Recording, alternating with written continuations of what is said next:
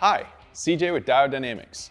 Today, we'll be showing you how to install our Stage Series hitch mount kit like you see here on this 2023 Chevy Colorado Trail Boss. If you're installing a C1 hitch mount kit, you'll be installing the single output harness without the extra driver.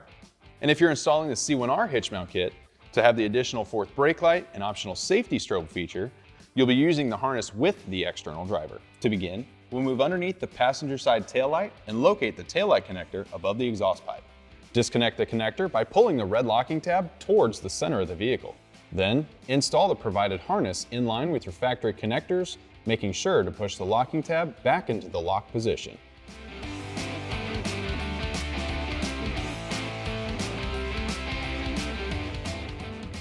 Next, we can route the harness up over the frame and route the DT connector through the hitch receiver.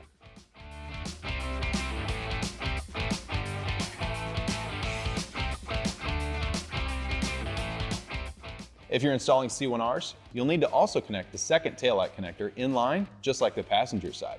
Otherwise, skip to the timestamp below.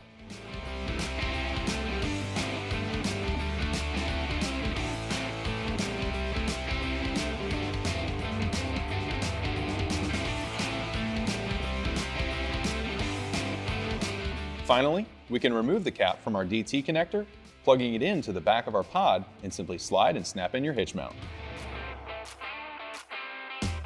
As you can see, with our Stage Series hitch mount installed, not only will you get an additional red accent light, but you'll also get a high-power reverse light with OEM functions thanks to the plug-and-play harness. In addition, if you went with a C1R like us, you'll have a fourth brake light with an optional safety strobe feature.